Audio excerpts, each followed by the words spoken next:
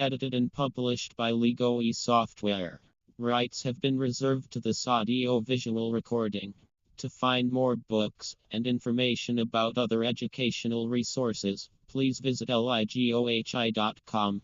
Rumpelstiltskin. There was once a poor miller who had a beautiful daughter, and one day, having to go to speak with the king, he said, in order to make himself appear of consequence, that he had a daughter who could spin straw into gold. The king was very fond of gold, and thought to himself, that is an art which would please me very well, and so he said to the miller, if your daughter is so very clever, bring her to the castle in the morning, and I will put her to the test. As soon as she arrived, the king led her into a chamber which was full of straw, and giving her a wheel and a reel, he said, now set yourself to work, and if you have not spun this straw into gold by an early hour tomorrow, you must die. With these words he shut the room door and left the maiden alone. There she sat for a long time, thinking how to save her life, for she understood nothing of the art whereby straw might be spun into gold, and her perplexity increased more and more until at last she began to weep. All at once the door opened, and in stepped a little man who said, Good evening, fair maiden, why do you weep? Ah, she replied, if I do not spin this straw into gold, the king will have me executed, and I do not know how to spin straw into gold. The little man asked, What will you give me if I spin it for you? My necklace, said the maiden. The little man took the necklace, placed himself in front of the spinning wheel and started to spin.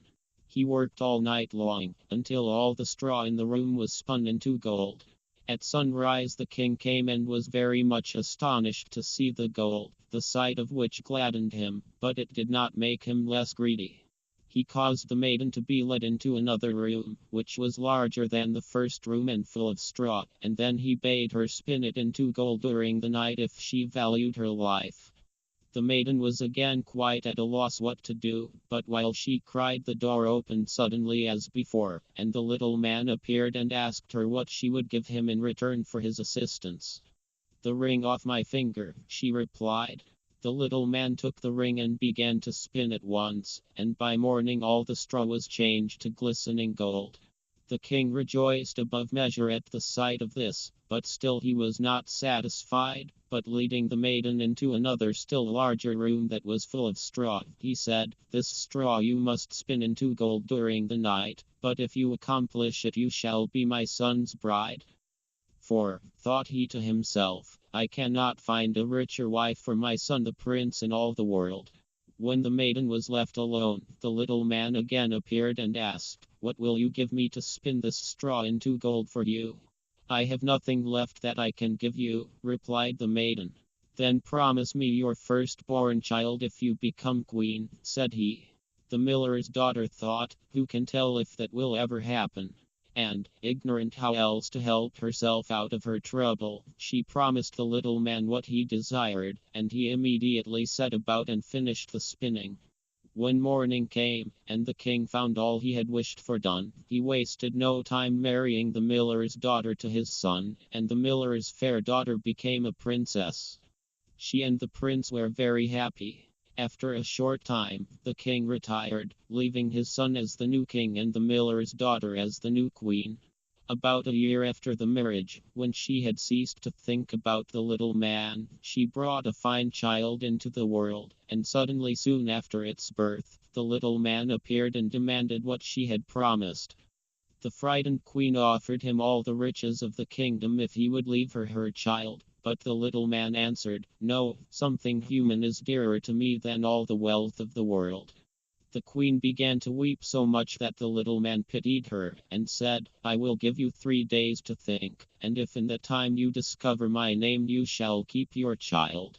All night long the queen racked her brain for all the names she could think of, and sent a messenger through the country to collect far and wide any new names. The following morning came the little man, and she began with Usan, Keiko, Avanti, and all the odd names she knew, but at each the little man exclaimed, That is not my name.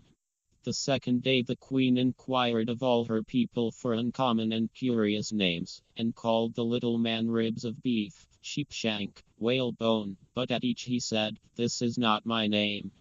The third day the messenger came back and said, "I have not found a single name, but as I came to a high mountain near the edge of a forest, where foxes and hares say good night to each other, I saw there a little house, and before the door a fire was burning, and round this fire a very curious little man was dancing on one leg and shouting, 'Today I stew, and then I'll bake, tomorrow I shall the queen's child take.' To answer the riddle, you need my name. Rumpelstiltskin is the only name that will win my game." When the queen heard this, she was very glad, for now she knew the name, and soon after came the little man, and asked, "Now, my dear queen, what is my name?"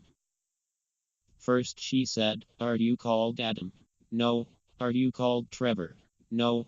"Are you called Rumpelstiltskin?" "A witch has told you." "A witch has told you," shrieked the little man, and stamped his right foot so hard in the ground with rage that he could not draw it out again. Then he took hold of his right leg with both his hands, and pulled very hard, but he still could not get free.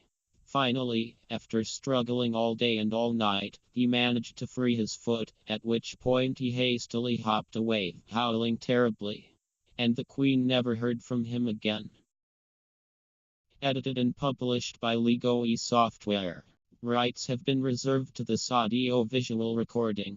To find more books and information about other educational resources, please visit ligohi.com.